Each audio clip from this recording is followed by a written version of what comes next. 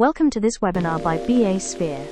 We hope you enjoy it. Do not forget to like, subscribe, and share. Thank you for coming today.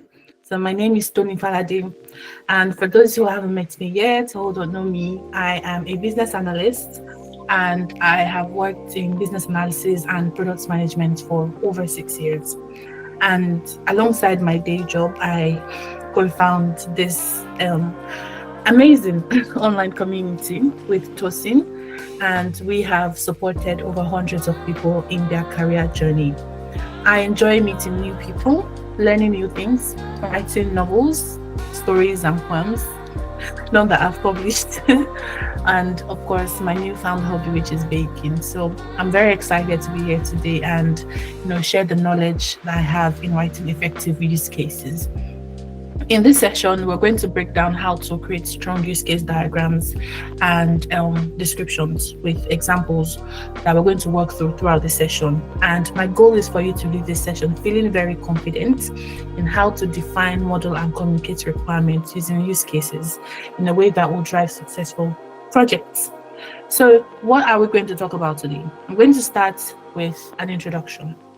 And there we're going to define use cases, what it is and all of that. Then I'm going to talk about use case diagrams, use case descriptions, and all of its moving parts. And then I'll use an example throughout this theory side of things, because it's split into two. So we're going to have the theory side and the hands-on side, where we'll work together to build a use case diagram from scratch. And if there's time at the end, we're going to also create a use case description together. And then I'll finish with some, best practices that will be helpful as you go on to craft use cases at work. So after that, we'll move into the joint activity that I mentioned just now. So, introduction, definition. What is a use case diagram? So a use case diagram explains how users, interact with a product or a system to achieve certain goals or tasks. So, has anybody ever heard of use cases, or have you seen one before? Good to know. So it's not entirely new to some of us, which is good. So when you hear use cases, or when you work with dev teams or stakeholders, you end up using use cases to kind of document requirements, and they show how users interact with the products they are building or the system to achieve specific goals or tasks. So if I want to put it very simply, it is a specific example. A use case is a specific example of how someone, a user, would be able to use something, how they're going to do, what they're going to do on a particular system or products that you're working on. And it serves two main purposes. The first one is to visually communicate system functionality. So for example, if you're working on a project and sometimes your stakeholders are saying, oh, they're not sure they're not sure what their requirements are, or they want this and this and this, but they don't know how it's going to work out. A use case is a very good way for you to capture all of that and visually represent it to them, so that they can see it and they can also define clearly what the requirements for that product should look like. Secondly, it helps to provide structured, detailed documentation that developers or testers can follow when they are building and validating the system. So your use case is doing two jobs. It's either a diagram that's visually representing requirements, or a description where it is very detailed and is helping your developers to actually know what they want to build into the system. So as we're going on, I want to first make this shout out. Use cases are not user stories. They are not user stories. They are very different. Yes, they are both ways for which we can document requirements, but they serve different purposes. So use cases themselves, they talk about system behavior. They describe how a system can achieve certain things. They talk about, a user's interaction with that system. So think about use cases as sometimes more formal and comprehensive, is more for the dev team, more for, even if you're working with stakeholders, it's like you showing them what the requirements they've shared with you would look like in reality. So it's different from user stories. While user stories are user-centered narratives. So you write your user story saying, as a user, I want to do this so that I can So the user stories talk about what a user needs and why they need it. Meanwhile, the user use cases, they talk about the behavior of the system and what a user will be able to do when they actually use that system. So that's the difference. The only correlation is that there are two methods that you can use for planning and explaining requirements, but their purpose is different, their audience is different, the time you use them are different. So that's something I want us to understand before we move into it. So when it comes to use cases, like I've mentioned, I can probably guess by now, there are two types of documenting, two ways to document use cases. And you don't have to do both of them in every single project. What is important is know which one is the most valuable for the project you're working on, or for your audience, or for the time of the project. But there are two ways by which you can document use cases. So we have use case diagrams, and then we have use case descriptions. So use case diagrams are a way to visualize how users, that is your actors, interact with the system. And it shows like the main goals, it shows how each actor will perform the goals that they want to perform. It's visual, you have the actor, you have the use cases, you have the system boundary, you have different, it can be one actor, multiple actors. We'll talk about that as we move along in the session today. But what it does is to help you highlight the relationship between actors and use cases and scenarios and functionality of the system. Then it gives you that high level view of the system functionality, like what I've said. But one thing is, it tells you what the system does, not how the system actually does it. And it's also very useful for scoping and communicating requirements early in a project. So that's about use case diagrams. The next one is use case description. So descriptions are like narratives. They are long, more detailed, ways to document use cases. So this is not, you're no longer using that diagram. You're now writing it down, maybe in a Word document or an Excel spreadsheet. You're writing down all the use cases and the details. So there are different parts of the use case description. It explains the interaction. So let's say, like I mentioned before, you've already done the diagram of the use case. You can pick one of that use case and then now flesh it up and give it more explanation, so that the dev team will know that this is specifically what we are building and this is what we're expecting.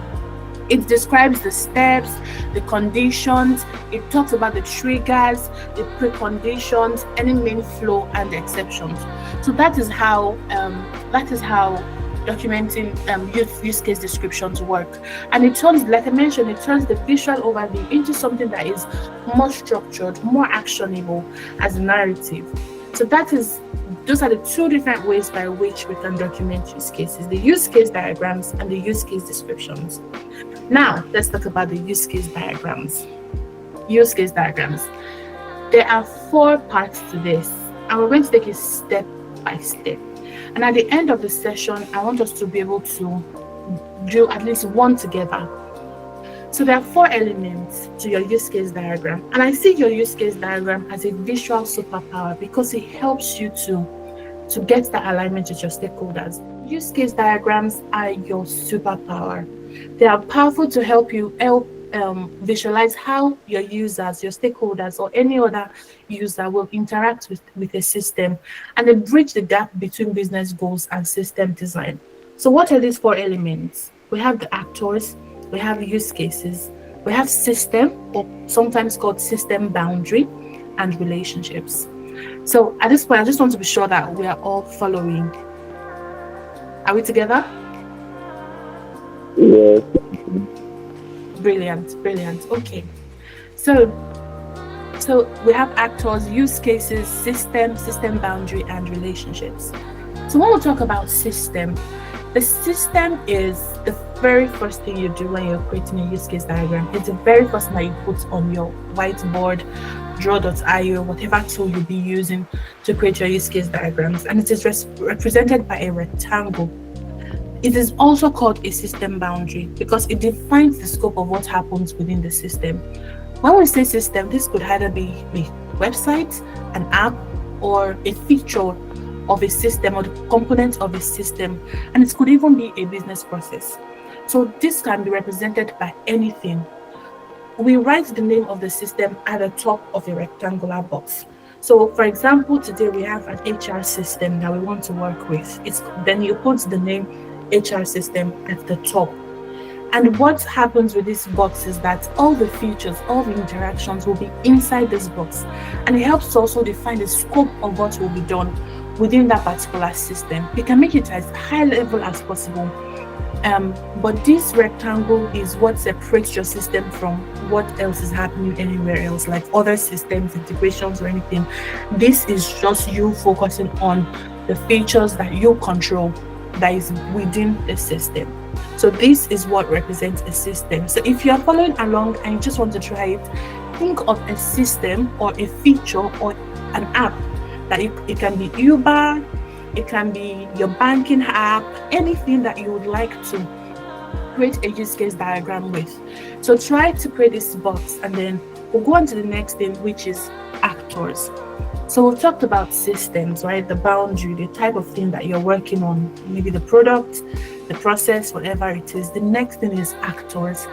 They are the people, the users, the systems or external entities that interact with your system, and they initiate or participate in use cases to achieve a certain goal. Actors are represented with a stick figure, and they can be maybe a user type or a user group or a specific user, or it can be external entities like mentioned, and it can also be another system. It can be anything. It can be another website. Maybe this HR system needs to log into HMRC app or whatever it is, then that's an external entity. But if your HR system needs to, relate with maybe your finance app, then that's another system within the organization. So that's those are actors.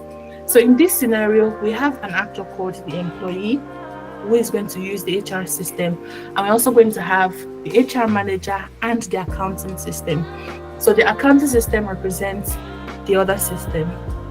And you notice that I've put one actor on the left and another on the right. This is because there are two types of actors. So we have primary actors and secondary actors. Primary actors are the ones that initiate the use of the system. They are responsible for the trigger. They are the ones that start the process. So these are the primary actors, and you put them on the left side. While secondary actors participate, they react to or participate in any use case, and you put them on the right-hand side of the system. Does that make sense? Yes? Great. Okay. So, moving on, we've talked about systems, we've talked about actors. The next one is use cases. So, use cases define the specific actions or goals that provide value to an actor. This is where we're now getting into it. So these provide specific actions or goals that provide value to an actor. And each use case describes what the system does. Notice it's not how it does it, but it describes what the system does. And it is represented using an oval shape. You put your use case, you write your use case using verb, noun, phrase. So for example, we have maybe place order, generate invoice, update profile, submit assignment. So these are use cases. These are specific things that the actor wants to achieve when they are using the system. So in this scenario, we have an example of, as an employee, maybe they want to submit leave requests, they want to approve leave requests, view payslip, or receive payroll data. So these are examples of use cases when it comes to things that actors can actually perform using the HR system. Now, afterwards, we'll move to relationships. Now, this is where things begin to, this is very important for us, because when I first started doing use cases, I was very confused about these relationships, but I'll make it as simple and easy for us to understand as possible. Now, there are three types of relationships. We have associations, we have the include-exclude relationship, and we also have generalizations. Now, these three relationships, they are the ones that show the flow of what happens on the use case diagram. So we've talked about the system boundary, we've talked about the actors, the primary and secondary actors, we've talked about use cases, and now we're going to talk about relationships between all of that. So let's start with associations. Associations describe the relationship between an actor and a use case. So note, it is the relationship between an actor and a use case, and is drawn as a solid line connecting the actor to the use case.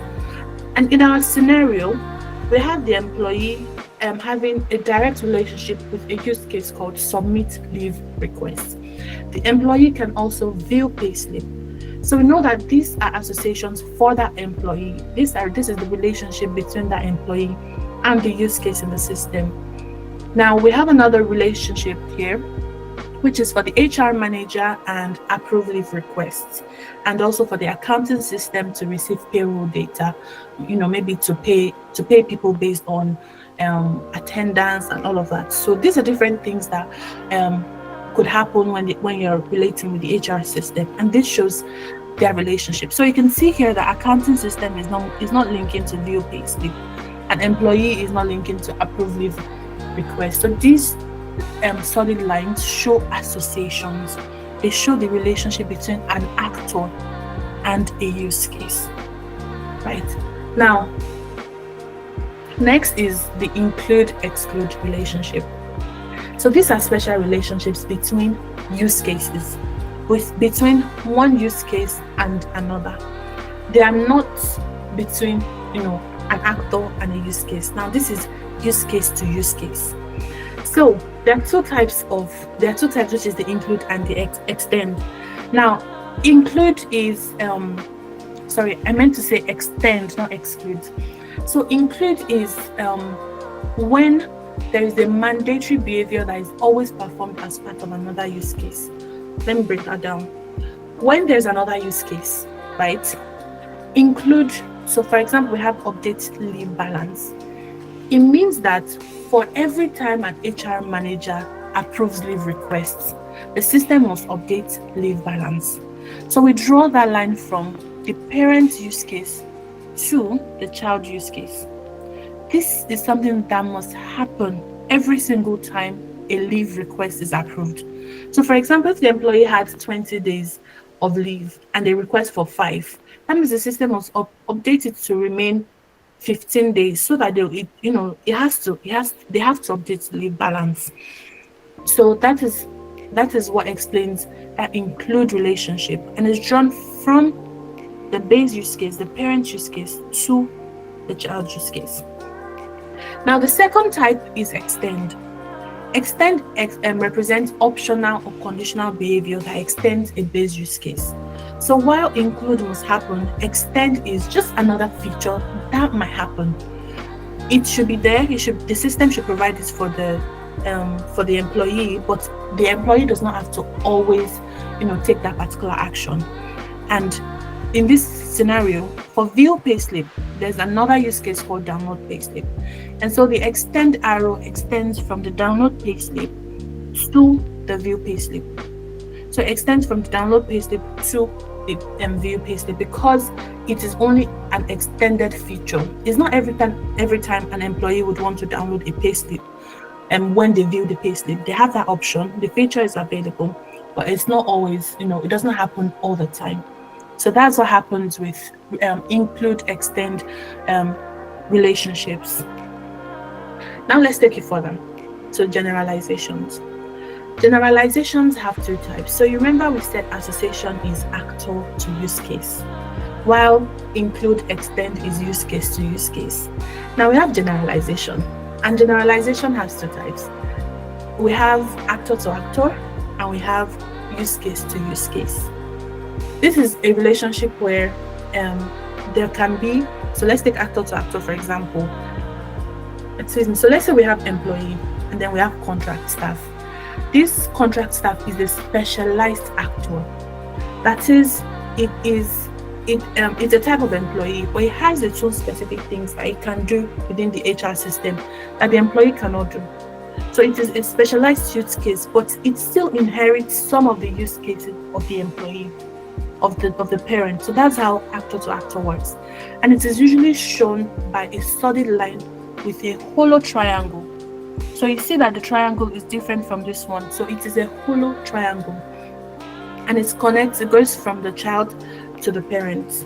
So in this example, actor to actor, we have use case submit timesheets. As contract staff, very often they submit timesheets. But employees, full-time employees, will not need to submit timesheets. But then the contract staff can also do all of these other use cases that we have mentioned here. So that shows generalization between the employee and contract staff. You can have more than one child to a parent. So we can say contract staff, part-time employee, even contract staff can have its own particular branches, but this shows generalization, shows that okay, while I inherit all of the things that you have as a parent, I have my own specific things that I can do. So that's all works for actor to actor. Now we have use case to use case, which works in the same way. So in this scenario, we have these three other use cases: view monthly payslip, view annual payslip, view bonus payslip. Now they are all different types of use cases on their own, and the employee can choose to do any of these three ones. But they have like the same characteristic or behavior as the parent use case. And like I've shown here, it's still the same arrow that connects this type of arrow, the hollow triangle arrow that connects the children, which are the these ones here, that connect them with the parent use case. So that's generalization. And you might be thinking, Tony, what is the difference between generalization between use cases and extend relationship? It's almost confusing, but know that extend use case adds an extra step, and it adds only extra steps sometimes based on conditions or exceptions. While generalization is just when multiple use cases share common behavior, but they differ slightly in certain details. They share multiple behavior, but only a few details. So for example, we have view monthly payslip, view annual payslip, view bonus payslip. So those ones only have slight details, or just different details, but they share the same type of behavior with the parent's use case. But extend is an extra step, is an extra feature that is only sometimes done, when the employee wants to carry out specific actions on the system. Does that make sense before we go into use case descriptions? I'm going to take questions at the end, but I just want to be sure that we're all together. Perfect. Okay. So, use case descriptions. A use case diagram shows what happens, like we've seen. So we've seen how the use case diagram, how the different 4 elements work together in that use case diagram. But a use case description explains it in detail. So, we've seen a use case diagram, we've seen it from top to bottom, what it really looks like. But then we now have the use case description, and it explains how all of these things happen. So let's take it first one by one, some of the features of a use case description. It is text-based, it is narrative. While diagrams will give you a visual overview of what happens, a use case description is text-based. It's written out in plain language, which makes it easy for both your technical and non-technical stakeholders to understand exactly what happens in a scenario. So if you take view payslip, for example, you then start to build it out. I'll show you an example of a use case description. You see how you build it out, so they can really wrap their head around all the things that they've set wants the system to do for them. Think of it like telling a story. It's a narrative. It explains how your user and the system interact step by step, from start to finish. And then it's also detailed. It's a step-by-step interaction story. It's very detailed. It's sequenced. It tells you what the system needs to do. It tells you the different steps the user is going to take, and also includes any alternative flows if there are any errors in the system and things like that. It defines the system behavior clearly for developers and testers, so there are no gaps. They cannot say they don't understand what you were saying. They cannot say it was not clear to them. Developers used the description to build the right functionality into the system. And then testers, when it's time for testing the system, they know what they need to test and they know what to verify, because you already gave them all that documentation, and they're able to verify it step by step and ensure that the system behaves exactly as expected. Now, there are two types of use cases. There's the brief use case, and this one is usually used in the early stages of a project. It's a quick summary that captures the main goal, the actors, without really going into detail. So this is used like at the very start of a project for quick scoping. While there's the full use case, and this is where this is the one that interests the dev team the most, because it comes later, sometimes after you've done your use case diagram or you've listed your use cases. But it has different steps, include steps, alternate flows, preconditions, post conditions, and everything your developers and testers will need to validate the system accurately. So what does a use case description look like in real life? For me, I use spreadsheets to document my use case descriptions because it makes it easy for me to manage and visually see everything, on the screen. I love spreadsheets a lot. But you can document your use case descriptions in a Word document. So these are the key elements of the use cases. But at the end here, I've included two best practices that I always like to include in my use case descriptions. So the first one is a use case name.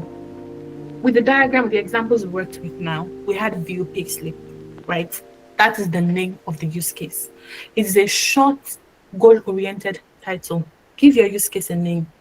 View payslip. Straight and simple. And then we have use case ID.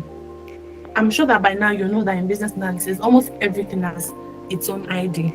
And that's because of traceability. So your requirements have their own ID.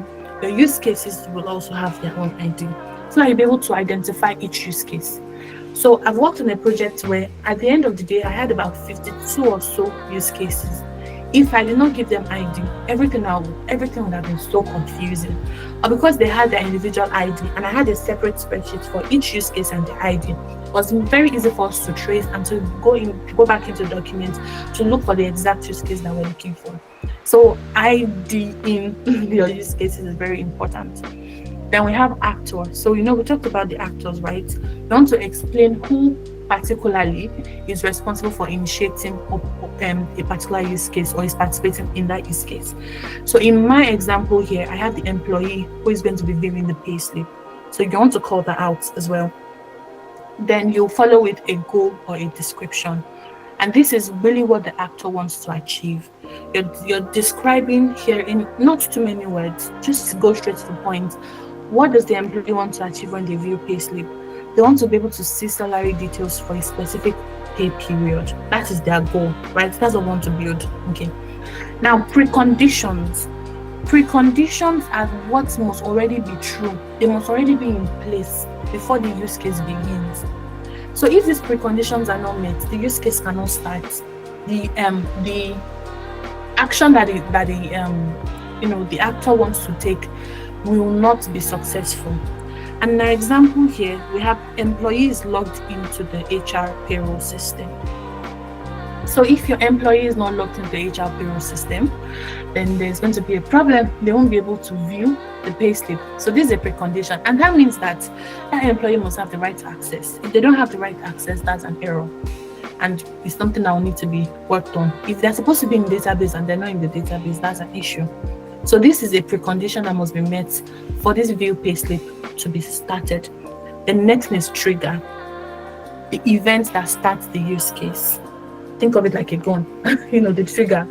Think of it as something that's like get ready, set, go, that kind of thing. That's the trigger.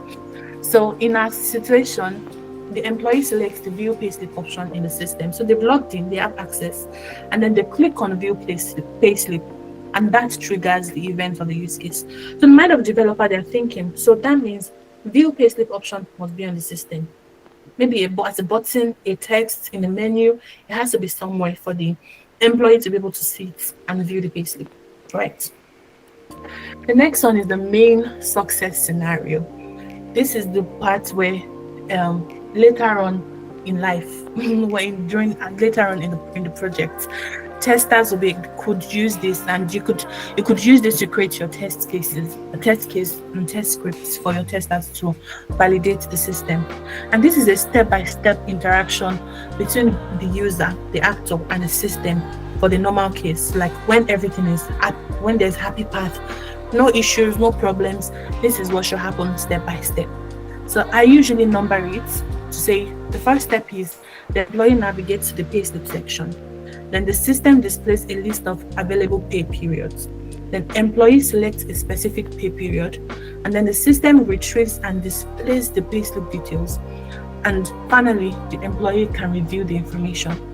Note this is step by step that the actor, who is the employee, would take to be able to successfully view their payslip.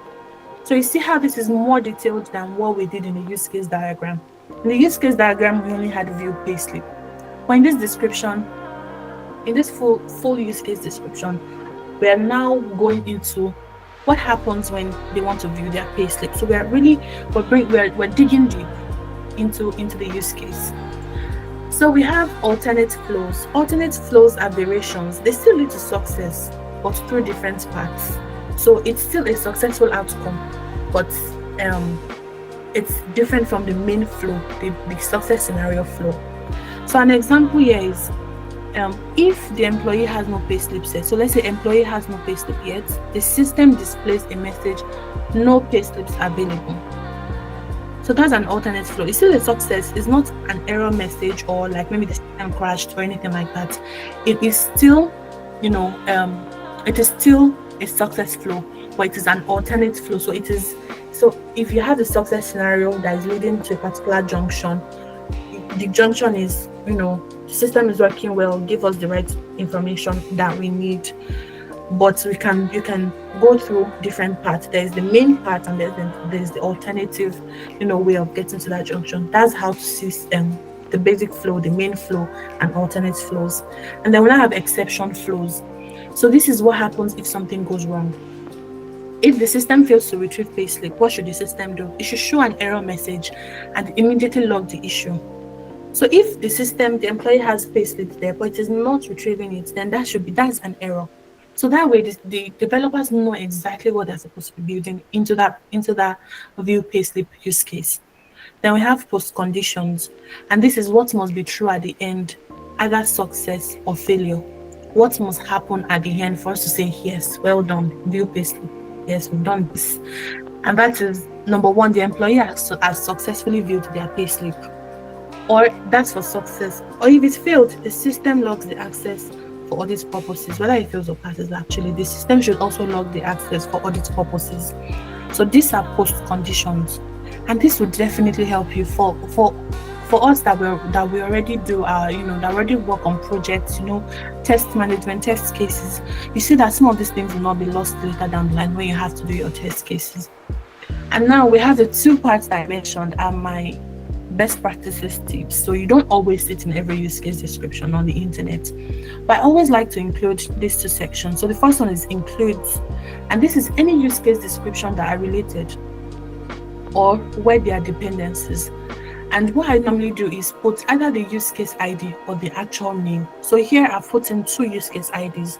So let's say that I have like up to 38 or 50 use cases, but I know that use case HR024 and HR38, they align, they have something in relationship with view payslip or their dependencies. I want to call it out here so that if they're making any changes or doing anything on this particular use case, we are going to go back to check that nothing is affected, nothing is impacted. So I do this for traceability a lot. And then related requirements is any related functional requirement or user story. So one of the things that also teachers, like I will talk about after this, is that your use cases should be done from your requirements. And if you have a functional requirement that addresses this view payslip, you definitely want to put it here. for full traceability. You want to show that traceability that, okay, we said this at the start as a requirement, we're now building the system, this is the use case, and this is the use case that actually aligns with that requirement. So sometimes I would even, in my requirements document, I'll have a column for the requirements ID, a column for any related use cases, a column for test cases, and things like that, to show that full traceability end to end, to show that we have considered everything about this requirement. So it's always good for you to put any related functional requirement or user story for traceability in your use case description. So that's for use case descriptions. When it comes to working on all of these things, what are the things, what would I recommend? First, start from the user's perspective, right? Use cases are not just a list of features. They're not just saying, oh, view payslip, download reports, oh, these are features, oh, this or that. You're describing how users achieve goals through your product. Like describing how your system is going to give something of value to your actors, to your users. So use cases, you have to be very intentional when you're creating your use cases, either the diagram or the descriptions. So first, I want you to always start from the user's perspective. Begin with who will use this system. Think about your actors. And for each of these actors, you want to ask, what does this person need to accomplish with the system to get real value? Any answer to that question that you've asked yourself is your use case. So, for example, if you think of upload form, instead of upload form, they're not going to, upload form is not a use case, it's a feature, right? A form, upload form. What is upload form? But by the time we talk about submit application, that is a use case, that is a goal. As a user, I want to submit the application. Upload form, that application cannot include uploading a form, it could include adding my signature, my full name, anything like that. But my goal is to submit the application. Submit application, that is the use case, right? And again, focus on goals, not steps. When you are working on your use cases, before you go into any detail, remember we talked about that the steps only come in when you are fleshing out your use case descriptions. But for a use case, it should express what the user wants to achieve, not how the system makes it happen. So, for example, if you have something like register a new account or register account, that is goal level. That is a goal that the system, the actor or the user wants to achieve. Or if you say fill registration form now, that is a step. If I want to register a new account, of course I'm going to fill a registration form and so many things, maybe like validating my email and all of those things. Those are steps. If your use case sounds like a button or a label, or it sounds like a UI action, UI is user interface.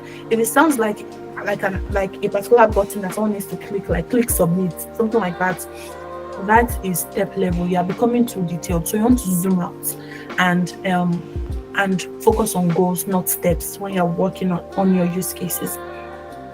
Then, like I mentioned earlier again, derive your use cases from requirements. Start with your high-level business or functional requirements and translate them into user-centered actions, as I've mentioned on goals. If your requirement says the system must allow HR managers to generate employee performance reports, then your use case could be generate performance reports. You see, now wherever this requirement is in your document, let's say it is requirements HR 010, and you have this use case that can be use case 01. Don't forget to link them up together to show that relationship on how your developers will actually achieve these requirements in terms of allowing HR managers to generate performance reports. So the fourth thing is keep the scope very manageable. It's very easy for us to just go down that detail road and thinking that, oh, okay, view payslip, oh, do this, do that on the system. What else am I supposed to add? What else am I supposed to add? And then you now have a very long use case diagram. That is not what you're going for. Not every action deserves its own over in the diagram. Limit the number of use cases per diagram. If you feel like the HR system is very complex, break it down into features. We mentioned it into components. So if you have the part for payslip, if you have the part for well-being, if you have the part for leave requests, for managing leave, if you have different types of HR system, break it down. Not everything has to go into one use case diagram. Limit the number of your use cases per diagram. Split them up. If they get too complex, it is okay for you to have 10 diagrams than for you to have a very long use case diagram, because it will make it very complex, cumbersome, and it's not easy for you to pass the message across to your stakeholders. So ensure that you're breaking it down. Also, like I said, it's not every action that deserves its own oval. You need to ensure that it actually has a definite value in the whole scope of what you are building. It has a definite value. In my experience, I've had to build. I was working on a project, and I only did use cases for just a few things. Not every part of the requirement, not every single requirement had its own use case, because we needed to focus on those requirements in terms of priority, but not just that, in terms of alignment and working with the dev team. So you can also make sure that your use case diagrams are just within the remit of what needs to be focused on or what really gives clear business value. So keep that in mind. And the other thing that I mentioned as well was consistent naming. So ensure that you use the verb plus noun way to name your use cases. If you remember, or if you've done process maps before, or you've seen a process map before, you notice that it also has that verb plus noun naming. This is because it makes it easy for people to validate and to read clearly and understand what you're saying. So you have things like submit application. Submit is the verb, application is the noun. If you start writing application should be submitted, then you see it's as long, and to make your use case diagram very, very complex. So it's very easy for you to make something very clear when it's the verb plus noun naming. And the last noun to mention is validate and refine. BAs, they like to BAs and product managers. Sometimes when you're working on projects, they make it seem as if you should have the answer to everything, or you should just know everything that should happen. But that's not the case. Once you've drafted your use cases, review them with your stakeholders, review them with end users, review them with the development team. You want to check for completeness. That is, every actor that you have put on your use case diagram has a particular meaningful goal. I don't just put an actor for the sake of putting. They must be linking to a use case. There must be a reason why the actor is on that diagram. So ensure that your use cases are done and there are no redundancies. There's no overlap between use cases. They're not repeating use cases that are already on the system, or putting trivial use cases. That's why I said narrow the scope. Let your scope be manageable.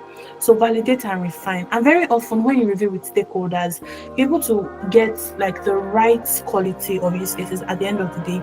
And not just that, they feel like they contributed to it, so they would work well with you. Even the development, sometimes dev teams can be very funny, but when you get their ideas, their inputs, and make them feel like, yes, you've contributed to this thing, they would work well with you when it comes to completing the use cases. Rule of thumb: a good use case, it describes a complete interaction that starts with an actor's goal. Remember, it starts with an actor's goal, and then it engages the system to achieve it and ends with a meaningful outcome. So this is us in terms of covering the basics, of use case diagrams and use case descriptions. We're going to go into a joint activity. On the call today, I'll be using Draw.io. It's called Draw.io, but then it changes to this when you get into it. And then you can also use Lucidchart. So Lucidchart is all the tools that you use for process maps can be used for your use case diagram. You can also use Lucidchart. You can use Microsoft Visio or Canva. So the one I showed in the presentations, I used Canva to create them. But we're going to create one together right now using Draw.io, right? So I'm going to show you. So if you want to do this after now, if you don't have your computer with you, you can do this on your on like paper and using paper and pen. You can definitely create the use case diagrams using paper and pen. So I want you to give me ideas of a system that we should create today. We should create a use case diagram with today. So I'm going to look in the chat section. So we have the patient booking. I think patient booking. We also have CRM, employee onboarding, food ordering system, and loan application. Which one? CRM. CRM. Okay. CRM, thumbs up, everyone. Okay. So we're doing this together, please. We're doing this together. Let us, and feel free to unmute your mic anytime. So the first thing that happens is what? What do you do first when you want to create your use case diagram? Your system. System boundary. System boundary. And what represents the system boundary? A box. What type of box? Square box. Square. Rectangle. Rectangle. Rectangle. Yes. Rectangle. Yes. So let's build our system boundary. And what do we do next? We need the box. Yes. The title of the system. Absolutely. Absolutely. Thank you. I like this energy. Please, let's keep it up. Okay. So let me see if I can increase the text size. So I'm just going to increase it here so that we can see. I'm just going to put it on top. So now we've named it. This is our CRM system. And remember, we just want to focus on high level because there are different parts of CRM, but we want to focus on high level. So the next thing we're going to think about is what's the next thing we're putting here? Identify your actors. Identify your actors. So who are our actors today? We have customers. Customers. So we have customers. Okay. Who else do we have? Do we separate Customer the primary service. and the secondary actors? Yes, we'll do that in a moment. But let's first identify who our actors are. Okay. Customer service. CX. Yeah. IT. So are these the personas? Pretty much. Yes. So pretty much the personas. But you want to still manage the scope. So we want to know who is actually going to be involved. So let's keep it at these three for now. So let's say IT team. And you are the one building this, so I'm just going to guide us through it all. So we have the IT team and the sales rep team. So out of these three, who are the primary? Who is the primary? Who is secondary? Customer is Customer primary. should be primary. Okay. And this one's secondary. IT is secondary. Secondary. Okay. Let me see if I can grab them. Okay, it's not moving. So sales rep team and IT secondary because they're participating in the system. Okay. All right. So the next thing is our use case. Right? So tell me, what sort of use cases should go into this? Place order. Place order on the CRM system. Search for items. I don't know. Okay, so we're thinking about the CRM system now, right? Not so what does the CRM system do in the first place? So you track your leads. Track leads. The service So desk partner. So I didn't hear that. Track your leads. That's track leads. Okay, so use the CRM. Let me just take notes on the board here. So track leads. What else does it do? It helps you manage customer relationship. Let's just put that. So if they have like complaints, manage customer complaints and feedback. Yeah. So let's do that. Now let's focus on one particular. That is missing the service desk persona. You said service desk persona. Okay, so let us have service desk persona. That's customer service team, right?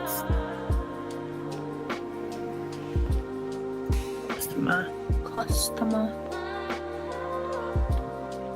service team. Okay, so now we have these three actors, And we said they can do these two things: track leads, manage customer complaints and feedback. So for the scope of this particular one, let's focus on customer complaints and feedback, because by the time we put track leads into it, then it will start becoming big. So that means we need to rename our CRM system, right? To focus on, so let's say complete process.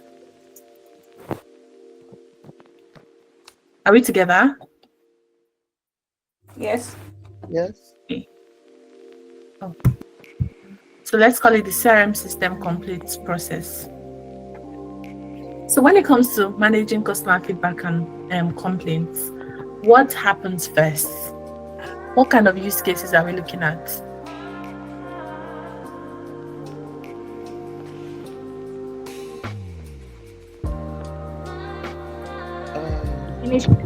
Log complaints. Log complaints. Okay. What else? Complaints, requests, feedback, and then are the 4 categories where customers can interact with the system, with the CRM. Okay. So you said log complaints, submit feedback. Any other one? Inquiry. Inquiry. Okay. Make inquiries. Complaints for the project. Make inquiry. What did you say, Azuka? Like tracking the complaint to know if it has been resolved. Okay, so track complaints to know if it has been resolved. What else? Raise tickets, or like maybe a reference number. Raise tickets. Okay. What else? So respond to customer inquiry.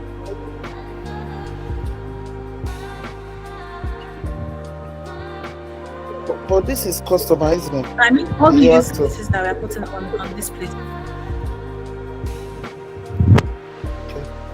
So the sales rep, the customer service team, whoever will respond to customer inquiry and They will categorize the complaints first. categorize the complaint. So that's becoming more detailed. So we're now getting into the steps. Yes. Okay. So we're looking at the goal. Okay, let's work with this first. If anything else comes up. resolution. What did you say? Yes, I said complaint resolution. Complete resolution. Okay. So let me remove the numbering on this one. By time. So resolve complaints. So remember, verb noun. Complete resolution is noun now. Resolve complaints. Okay, so let's start with log complaints. Let's put that on. And then we have submit feedback. Then we have make inquiries. So earlier when someone was asking about maybe we should first list it, or so it really depends on how you want to go about it. Sometimes it helps to first list it before you actually put it on your diagram. It helps that way to make sure that you're doing the right thing. So right now what I'm doing is copying and pasting what we've listed together into each of these ovals. And finally resolve complaint. I'm guessing that as we are going forward, start thinking of more use cases, but let's work with these ones first. So log complaints. I don't know why this looks funny. Okay. So we have log complaints, make inquiries, submit feedback, track complaints, raise tickets, respond to customer. So I have everything here. So what we'll proceed to do now is, I'm just going to increase this a little bit, is to arrange it to make it look, orderly, and kind of put it in the area that you think it's going to go. So submit feedback, make inquiries. We know that is all going to be like the customer's side. Raise tickets. We're going to put it here. Respond to customer inquiry. We're going to have resolve complaints, track complaints. Okay. So now, these are the 7 use cases we have. What's the next step? Relationships. Yes, relationships. Thank you very much. So we do, and the first relationship is what is it called? I just want to make sure that we're following throughout the class.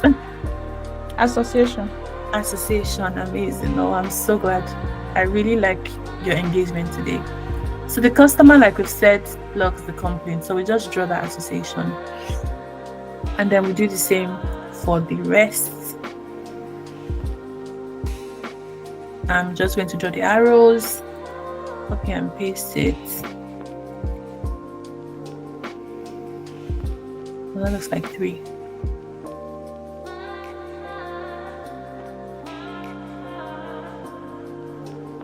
I'm just going to drag this down to make the arrows very clear. It looks like that's 3 here, so I'm just going to delete 1. Okay, then I'm going to come back here. Now, let's talk about this side. Which actor is responsible for each of this one? So raise tickets, respond to customer inquiry, resolve complaint, track complaints. I've seen only one person, but I don't know if you think otherwise. Anybody? Customer service, the CX team. Okay. So you think they're responsible for these 4? Or do you think the sales rep also is responsible for anything else?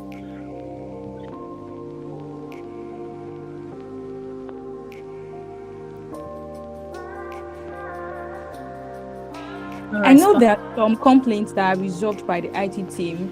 So there are some complaints that may not be able to be resolved by the CX team that they push forward to the IT team.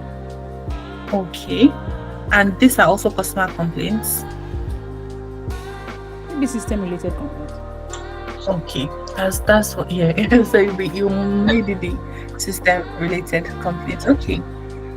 So let's say that we're just looking at customer service team and customers. So now we've not seen a need for these other actors.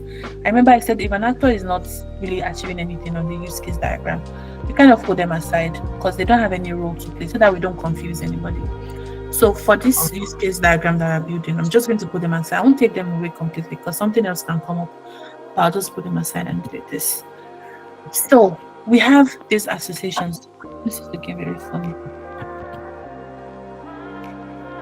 Yeah, that's why it's looking funny. But I think the sales rep can also log the ticket. Depending on the scope. Yeah. Depending on the scope. So this is more like a complaints process, right? So can we have a complaint team? Does the company separate complaints teams from other things when it comes to customer relationships? I'm not sure about that. Yeah, sometimes they usually have customer retention team. So Okay. they take it from the complaint and make sure that the customer stays as opposed to not being satisfied and leaving for any reason. So they have the customer retention team most times. Okay. No problem. Let's keep it simple, right? I'm sure different companies have different ways that they do things, but just for the sake of this masterclass today, let's keep it very simple and high level, right? I'm sure that there's so many other things that could go into this box that we've not even talked about, but we've discussed, we've done the system, we've done the use cases. See how we came about the use cases with the verb now method of writing the use cases, the associations. So I would like for us to do include and extend relationship. So let's think of one include relationship. What is include relationship? Does anybody remember? Relationship between the use cases. Include So relationship. it's a compulsory action Yes, under a use case. So it's voluntary or compulsory. it's compulsory. The include is compulsory. It must happen. It's mandatory, right? So it's another feature that must happen. Okay, so let us. Which one do you think should have like an include use case here? So many candidates. I want someone to tell me.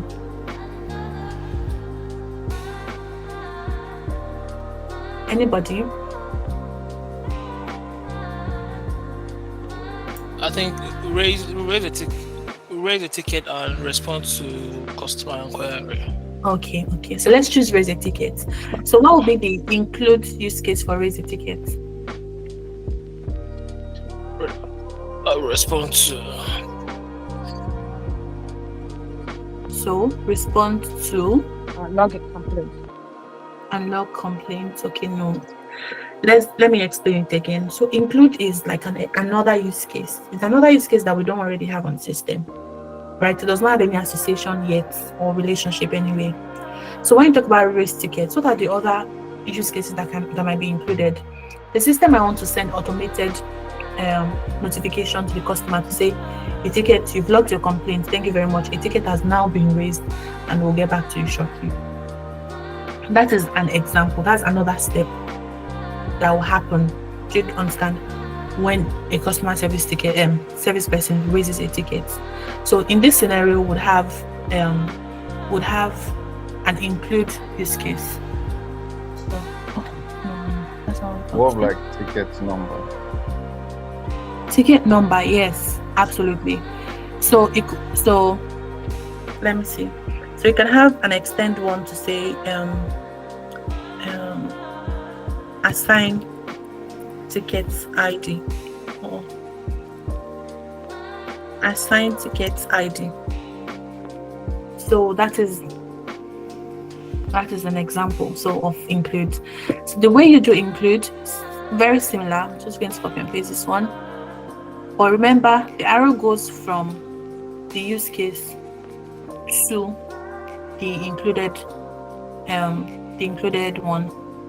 And you see why you cannot have too many things. This is already looking very clustered. So you need to be careful. Sometimes I reduce the shape or the size just to ensure that everything is nice and tidy. So just going to reduce it a bit, make it nice and tidy. And then assign ticket ID. So you have your arrow, right? But you double click on this line to add a text, and then you write it inside these things. I think they're called anchors. You write it in these anchors and you put include, and then you close it.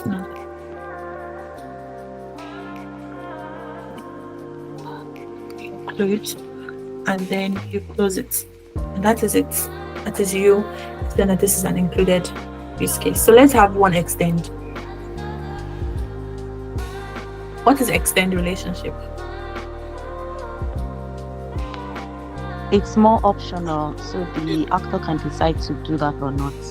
Yes. Honestly, you're making my heart so happy because it means that you actually followed my long talking. So that is good. Yes, absolutely. So which one is a candidate for extend here?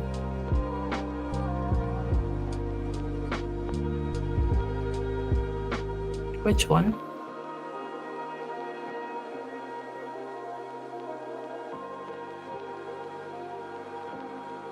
Anybody?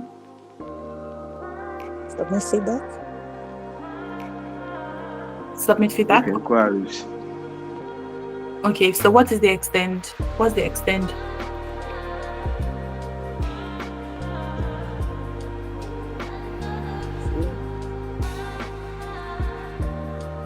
Say extend to the resolve complaint. What did you say? To resolve complaint. No, it needs to be another separate step. Can I choose log complaints for extend? Log complaints, okay. Okay, and then the other can be track the complaint. Track complaints, absolutely. But then it won't be the same track complaints, would it? Because they're different. Okay, so I mean from the customer's angle. From the customer's angle, okay. So can we rename it so it does not cause confusion? So what else can we call it? View complaint. Absolutely. We can just put view complaints. Okay. I'm just going to use this as an example. Let us, beyond this class, feel free to, we're going to make this recording available. So please feel free to still go over it again and try it.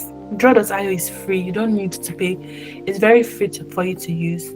Try it, and if you have anybody that can peer review it for you, let them peer review it.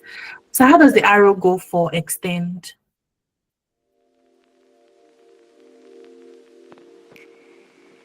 Anybody?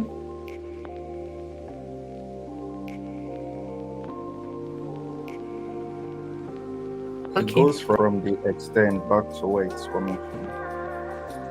Okay. That's from the extended main to the main. So you see it's different from include. The direction is different. So it goes from the child to the parents. And then again double click and then you write extend. So it shows that it's an extended relationship. It's optional. Amazing. So we've done our use case diagram. We've done our use case diagram. The other things that I mentioned, generalizations, if you want to think about it, like someone mentioned, customer retention team, there can be a sub team within the customer service team. And then we have generalization for them to say, okay, customer retention team, and they would have their own use case here. If they are part of that, they do all of these things, but then they have additional responsibility. Then we'll have generalization. Arrow is different. I'm just looking at the time now, and I want to be mindful of that. That's why we're going to stop here in terms of use case diagram. How do you feel about participating, doing this by yourselves? Because I was asking a question and you were doing it. Do you feel confident to be able to do this? Great. I'm glad to see that to the reactions. Amazing. Okay, we have about 14 minutes left, and I'm being very ambitious right now, but I want to see if we can create a use case description together. So which one should be our candidate for the use case description from this use case diagram? My vote will be on this first one, log complaints. Are we happy with that? Yes. Okay, so let's do log complaints. I'm going to come here. And okay, just 1 second. Actually, let me skip.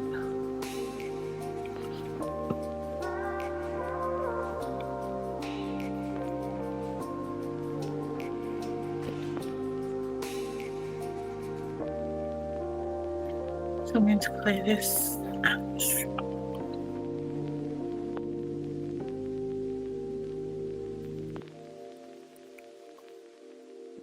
Just use case description. All right. So log complaints is our use case for today. Can you see my screen okay? Amazing. I'm just going to let's zoom. Okay. So for the use case name, we agreed to log complaints. Log complaints. That's the name of the use case. Let's give it an ID. What ID do we want to give it today? Let's hurry, please. UCLC001. UC-LC001. Oh, UC-LC001. Okay. All right. Okay. Amazing. So who is the actor for our log complaints based on our diagram? Customer. Amazing. So we have customers. Customer. So let's say customer. Then what is the goal? What does the actor want to achieve? No complaint. What do they want to achieve by logging that complaint? Resolve complaint. So let's think more. I want to log a complaint like this. What's my aim? You want to log a complaint, ensure like your process is seamless sometimes. I think to derive satisfaction Okay. So we can say that allow customer, or customer wants to successfully successfully, can I spell? Okay, allow customer to successfully share feedback or issue to be fully satisfied. Let's just write that. It could be something else. Just basically what, as a customer, why do you want to log your complaint? You want to share the issue that you're experiencing so that someone can help you address it, to be fully addressed. Let me say addressed. All right, so what is the precondition? What must already be true before the case begins? Must be logged into the system. Logged into the system. So customer must be logged into the system. Any other preconditions? Any other idea? The customer must navigate to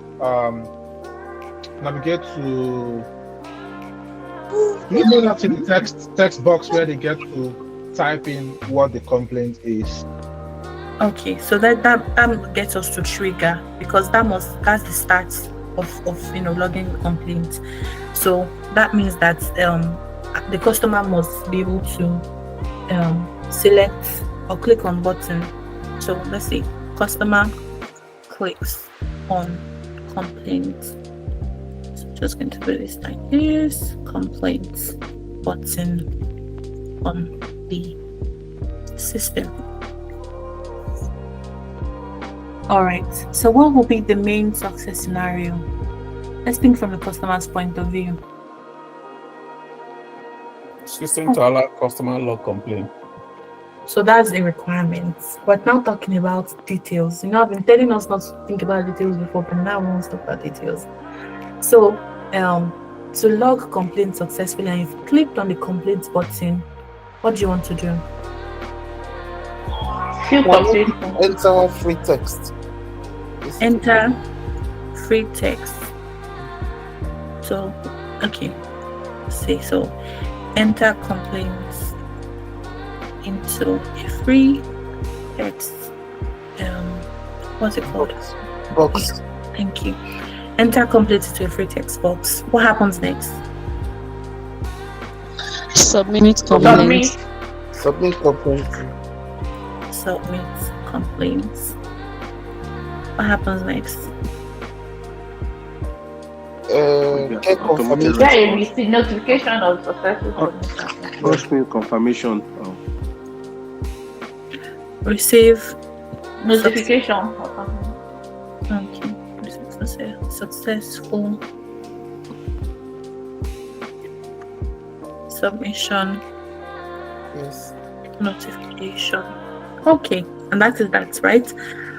Do you want to think of anything else that might happen before this? Just it does not necessarily have to happen. I'm just thinking maybe we should flex our muscles. They can follow any instruction that is given. Maybe to wait for 24 hours or something like that. Yes, but that is outside of log complaints. It's outside of like what they will now interact with on the system.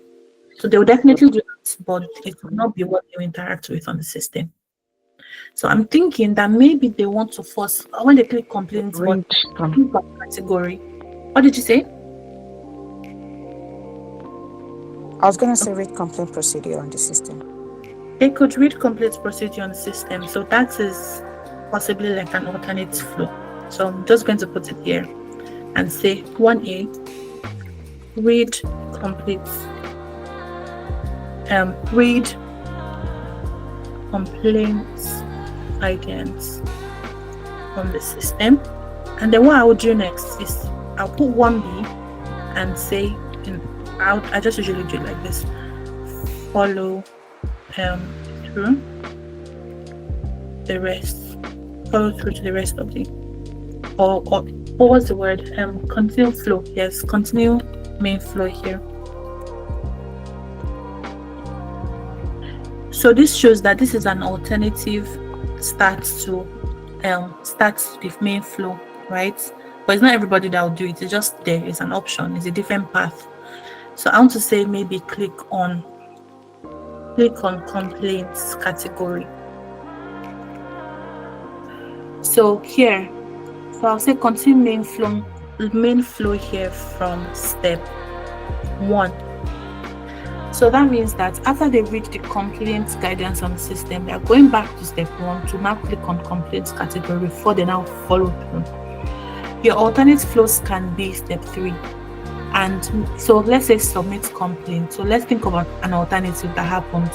So if they enter complaint into a free text box and they want to attach maybe a picture or a document to support their claim, what I'll do is then say 3A. So 3A, attach documents or image, and then I'll say 3B,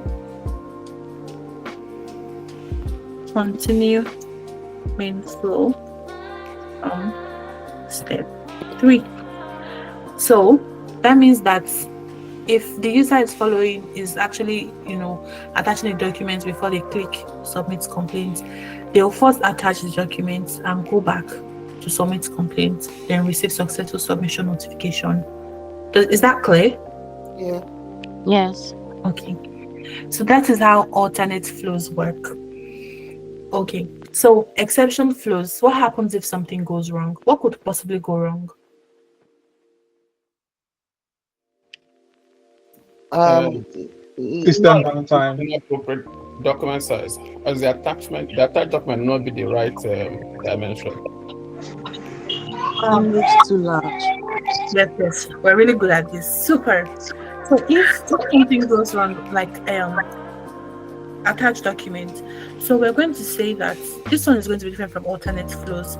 We're going to say reference it. So if 3A fails because of attachment size, display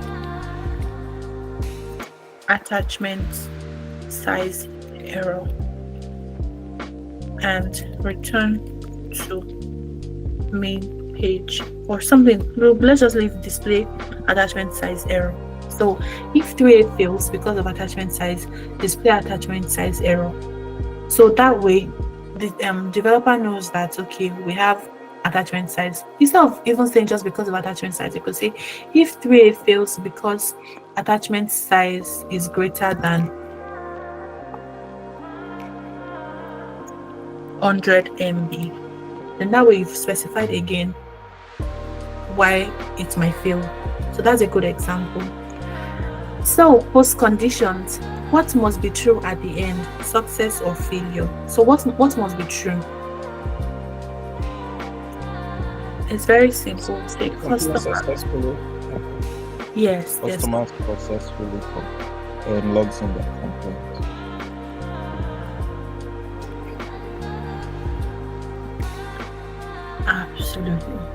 Absolutely. So this one's optional, like I mentioned.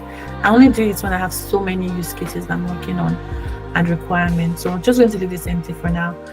But how did you feel going through this description step by step? It feels like we're almost into test case level details in this use case thing. Yes, absolutely. That's why I said no work is wasted when you're really documenting these things. So by the time you get to that test case phase, after build has been done, then you'll take these things and now use it to build your test case one by one to say, okay, your success scenario will become your test steps for each test case. Do you understand? So it would definitely help. That's why it's very good to keep everything nice and tidy and have your IDs, so that later you can say this use case links to these requirements and this use case also links to this test case.